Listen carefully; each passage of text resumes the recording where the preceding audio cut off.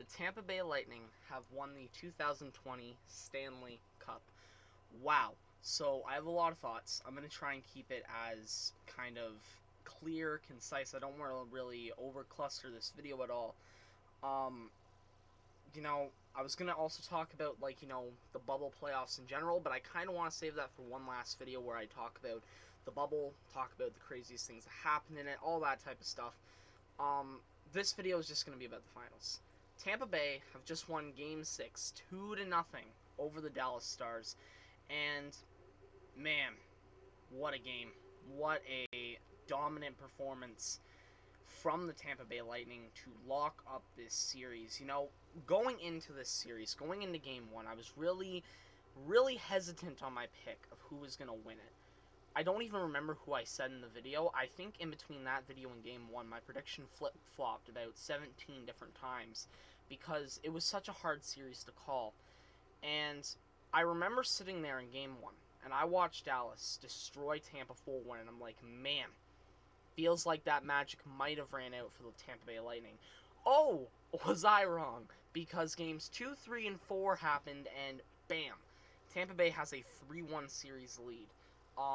I can't even remember the scores of those games off the top of my head, but I do remember Game 4, and this is where I want to start talking a little bit more in depth, because these last 3 games, I think that they were very, very important, obviously, factors. Going into Game 4, it's a 2-1 lead over the Dallas Stars, and I'm sitting there thinking in my head, going into that game, if Tampa wants to win this series, Game 4 is a must-win. You can't lose this game, because if you give them any momentum, they will go for the throat.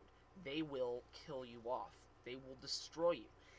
And Tampa Bay nearly did that. They go down 2-0 in the first period. They fight back. They're up 4-3 in the third, and then Joe Pavelski gets a goal, ends up tipping one in, and we go to overtime, in which Tampa gets onto the power play. We'll talk about that stuff in a moment as well. And Kevin Shattenkirk, wrister right past Anton Khudobin, 3-1 series lead. In Game 5, Tampa, Dallas. These two teams, it's Dallas's back against the wall. And to be fair, when Sergachev scored the 2-1 goal in that game, I thought it was over. I did think it was over. I didn't know if Dallas could actually do it. Dallas then ties the game, and they go through one overtime, and Tampa is destroying them. But that whole time, right, because see, I'm not alone watching that game. I'm at one of my grandparents' house, and I'm sitting there, and we're watching the game, and I say, listen, Dallas is about to win this, aren't they? Dallas is going to win this game. And he's like, no, that's not going to happen. Tampa is outplaying them. And I'm like, yeah, Tampa's outplaying them. Dallas is going to win this game. Because deep down, even though Tampa was outplaying them, Tampa was dominating them in that first overtime, something didn't feel right in Game 5. Something just didn't feel like it was fully clicking. And for some reason in the back of my mind, I thought that whatever it was that wasn't clicking, that would be that point of contention that we're looking for. That would be the breaking point. Dallas was going to win this game because Tampa were just trying their best to attack, but it wasn't panning out for them. And at the end of the day, I was right, because about halfway through the second overtime, we had Corey Perry scoring a new classic goal of his, up front, gritty play, just kind of is jamming at Vasilevskiy. He's able to jam it in. By the way, Corey Perry at that point, 2 goals in that game and 3 goals in the past 2 games. Good old Peterborough boy, Corey Perry. And we are going to Game 6. Going into the night, I didn't know what to think. Because on one hand, Dallas should not be in the series. They've been getting, other than Game 1 and other fleeting moments throughout the series, for the most part, over Games 4 and 5, you could make the argument that Tampa was outplaying them, especially in Game 5 when that overtime hit. That was the time where it was like, okay, this is just a colossal mess for the Dallas Stars. This is domination by Tampa, but Dallas was still able to sneak it out. And I feel like tonight, Dallas had been surviving this whole playoff run. They have been in survival mode. They've been trying their best. They've been holding on. And I think tonight, Game 6, that holding on, it just ran out. Tampa Bay was able to get a nice goal from Braden Point in the first. Shot, rebound, and in the back of the net. Blake Coleman gets a one-timer in the second. and that seals it for Dallas. That is their playoff run done. I want to talk about Dallas first, then get into the Tampa Bay Lightning, because for Dallas, it's really hard because that team, it's a weird team because on one hand they have a ton of veterans who this could be one of their last chances, but on the other hand they also have a ton of young, youthful blood that could drive that team for a long time to come. What was Dallas's main downfall in the series? I think that is the best point to start at. What was the reason that Dallas suffered the most? What plagued them the most in this series? I think that there are two things that plagued them in this series. A, their penalty kill, Their special teams in general were not good, but I want to focus mainly on this penalty kill. The Tampa Bay Lightning had struggles in the first game with them, but the moment they found out what to do to fix it, which was just going back to the bump play that they had already used, the moment that they fixed that, Dallas had no stopping of it. They were not able to stop this power play. Tampa Bay ran amok with them throughout the series. Game 4 ended in overtime. Tampa's offense in Game 2 was in power play. The special teams is what drove Tampa Bay to be able to gain that threshold. And if Dallas are able to hold on and stop a few of those power play goals that Tampa Bay was getting, especially in Game 2, I think we're talking about a whole different series. And number 2, Tyler Seguin. Listen, Tyler Seguin, I will admit, in Games 4 and Games 5, played fairly well. He was getting assists, he was going and making plays, he was doing better.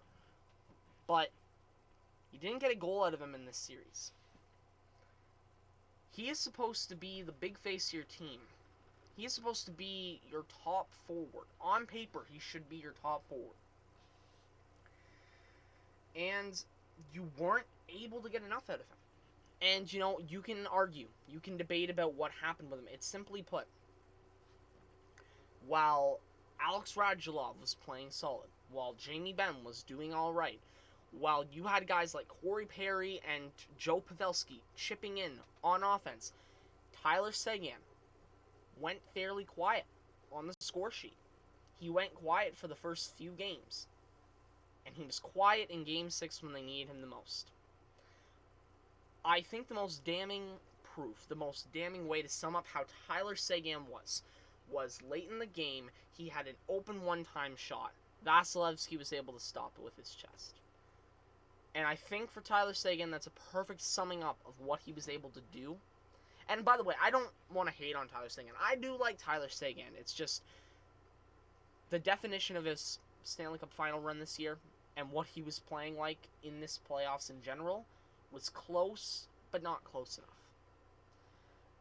That being said, to Dallas, what one hell of a run, alright? Because you did this without Ben Bishop. That's something incredible to notice, that Ben Bishop was unfit to play the entire time. The one time he stepped in, you got shelled against Colorado. You did this with Anton Khudobin, who's going to make a lot more money because of this playoff run. This team, I doubt it so much, and I think that that's one of the things. You could see that they even made hype packages building around people doubting them. I remember they had a video package going into the Western Conference Finals, and the first clip they play is of Steve Dangle saying, "I don't think this team can beat Colorado. Colorado's too good." Or something along those lines.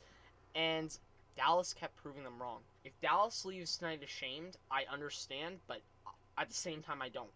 Dallas should be proud of everything that just happened tonight because they should not have been in the Stanley Cup final.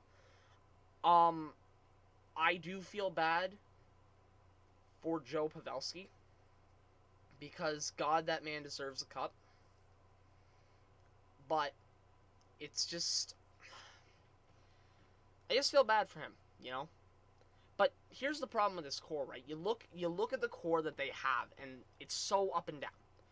Forward core, it's like Radulov. He's in his mid-30s. You've got Ben and Seguin. I'm pretty sure they're entering into their 30s. Then you have Joe Pavelski, who's like 35, 36. You have Corey Perry, who might be gone. Who knows? You have Rupe Heinz is then the polar opposite. He's a young 23-year-old, I think it is. Defensively, it's this weird. It's mainly young. It's a mainly young defense. It's not that old.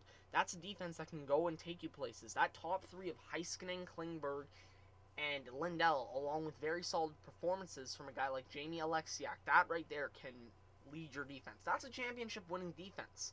As long as they're on point, that could be a championship-winning defense. Goaltending, it's old. I don't know what they do about Anton Khudobin. But, man, it just kind of feels like that might have been their one chance. And even though they have nothing to be ashamed of, it just kind of sucks if you're a Dallas Stars fan.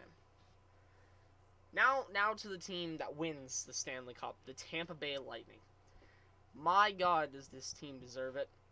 Does that fan base deserve it? And I know, oh man, there's so many teams out there who have won a cup in so long. Out of the Final Four, the team that won the cup the latest was the Tampa Bay Lightning. Have you been paying attention to what happened with this team over the past while?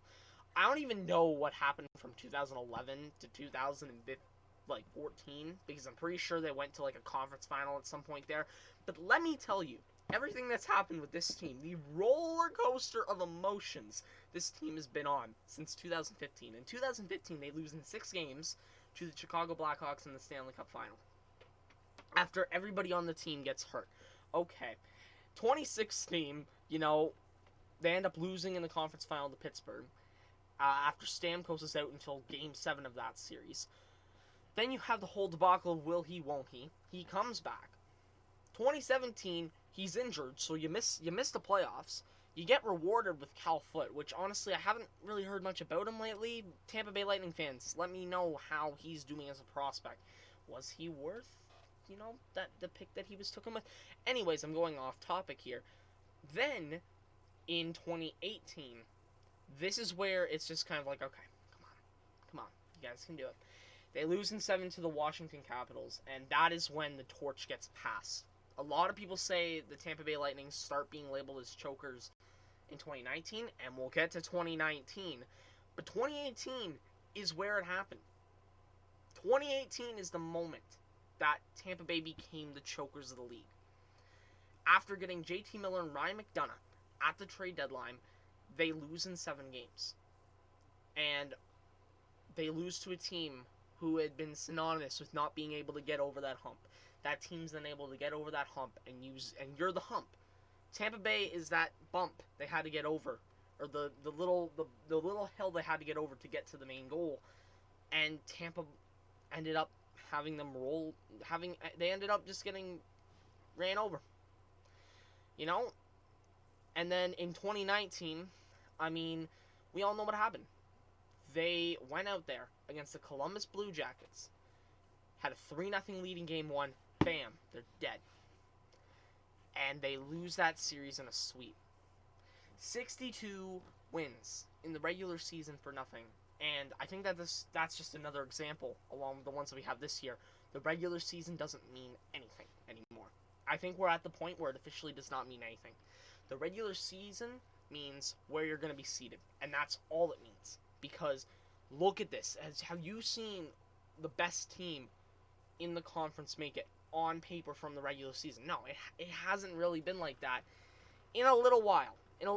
I can't really think of a standout team who was dominant in the regular season, number 1 in their conference, that makes it to the finals. This year they come out, and, they've made some very quiet additions. Quiet additions that turned out to be major ones. After trading away JT Miller for a first-round pick, we'll get to that first-round pick they get back for him, they then go on and make a few different signings, a few different moves that are fairly interesting. They go for a bit of defensive reinforcement to get Kevin Shattenkirk, who had just been bought out. I want to say they also picked up another guy, but I can't think of his name. They pick up Curtis McElhinney as well.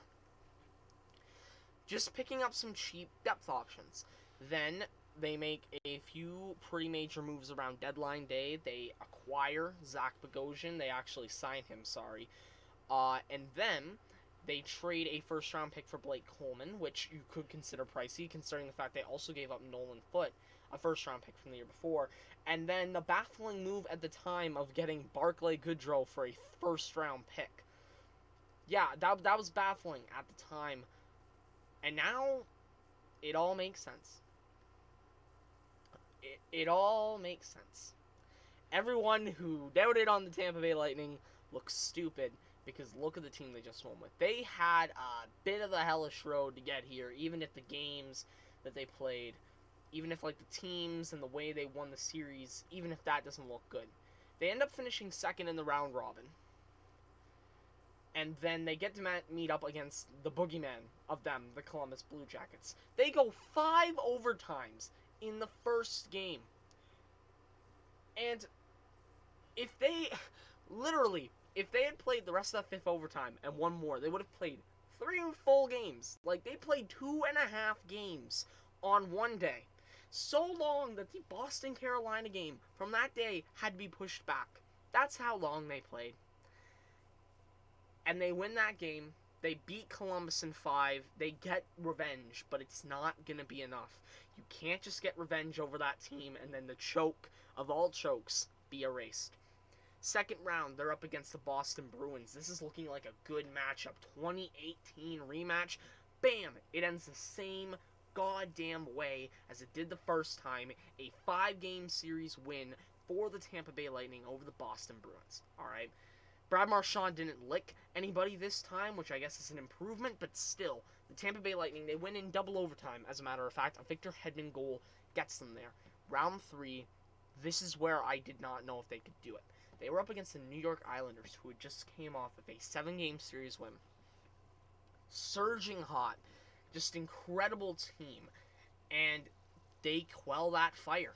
I was genuinely shocked when they were quelling that fire in the first few games. Games 3 and 4-ish, mainly. I'd say around that point. Or 2 and 4, sorry. You know, they had some luck. They had some great play. They got everything that you need to get to be in the Stanley Cup final where they meet up with the Dallas Stars. I've already told you how I felt about the Dallas Stars series, but what a ride, man. What a ride. And out of this, like normal, you have stars emerging from that team. Guys you probably didn't know were that good. When it comes to the goaltending, because I think that's going to be the easiest play to start with this, Andre Vasilevskiy, man. Andre freaking Vasilevskiy was incredible. He was phenomenal in this series. I don't know if the numbers say it, but you look at some of the saves he had to make in clutch time. He was very, very solid at the lowest point. Phenomenal at the best point. Defensively, you have the Conn Smythe winner, Victor Hedman, fully deserved. I was thinking Braden Point might win it, but when you're a defenseman that puts up as much as Hedman did, and has the presence that Hedman did, you can't, no, there's no other guy, right?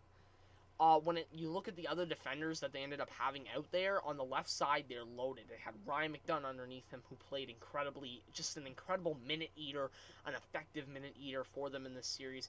You have Mikhail Sergachev, who's only like 22. How is this kid only 22 years old? He's going to be better than this in a few years' time. He's going to be phenomenal. And then on the right side, on that left side, I talked about all the stacked, incredible talent they have. And on the right side, it's Kevin Shattenkirk, Eric Chernak, Zach Bogosian, John Ruda, and Luke Schenn. Man, Luke Schenn was the one I was thinking about earlier. But man, that is a definitely budget right-hand side of defense. But it was working. Kevin Shattenkirk was incredible. He scored that Game 4 overtime winner and was an incredible offensive force throughout the series. Eric Chernak, Bogosian, Ruda, and Schenn all had their moments, all played responsibly, and all of them chipped in defensively. They all did. Then you get to the forward core. We're going to start off with the captain, even though he only played one game. If he didn't play that one game, they wouldn't have won it. Yes, they were out playing Dallas that whole game. Without Stamkos on the bench, I don't think that things are the same. I think his presence was so big. That's what led to the series win in the way it was. him scoring that one goal. I think he has the best goal for game ratio in the, like, 100% of the games he played in, he scored in. But yeah, you know, his presence was incredible. Up the middle, that meant you had to have somebody step up. Braden Point and Anthony Cirelli. Oh, listen, we all knew Braden Point was a phenomenal talent. Anthony Cirelli, man. Anthony Cirelli, my eyes, I'm an idiot because my eyes were not opened up to how phenomenal of a player this man is, two-way wise. Offensively, he's good. He's fairly good. Defensively, this man's impact is incredible.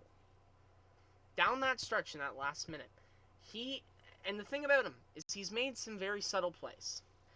And, one of them I can think of off the top of my head here is when there was a pass going from right side, low circle near the net, up to the point, and he doesn't go and steal it. He doesn't go for a check. He just goes, sticks his stick out, it redirects the pass, and the puck comes out of the zone, if I'm not mistaken.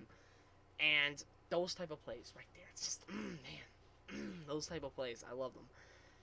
He played phenomenally, defensively, and offensively. He needed to step up, and he did. He had to step up. You have guys on the wing. I mean, where do I start with the guys that they have on the wing? Nikita Kucherov, Andre Palat. They've got, they've got, like, Yanni Gourde and Alex Killorn and Tyler Johnson and, like, 17 other names. I can't think. I don't think it's 17. But, of course, there's a lot of big names I've probably forgotten about there. Blake Coleman and Barclay Goodrow. Man, was it worth it?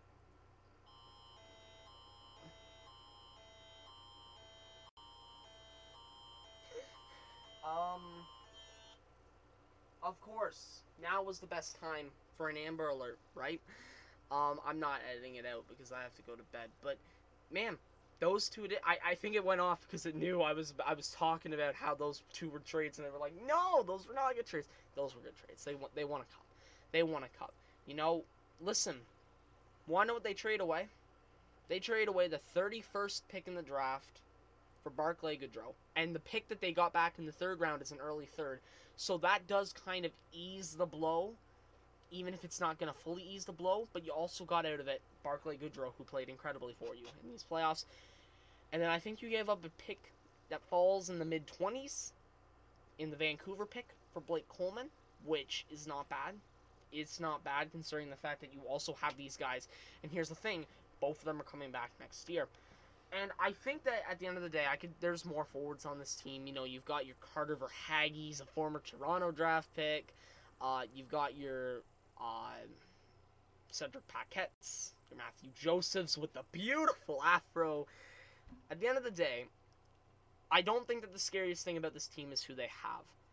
I think the scariest thing about this team is that while they do have free agents that they will need to think about re-signing, a lot of this core is still locked up next year. A lot of the guys that they picked up through trade are locked up next year. I don't know what they're going to be able to do with the defense because I know they have some contracts up there. We'll see what they can do. We'll see how they navigate cap waters.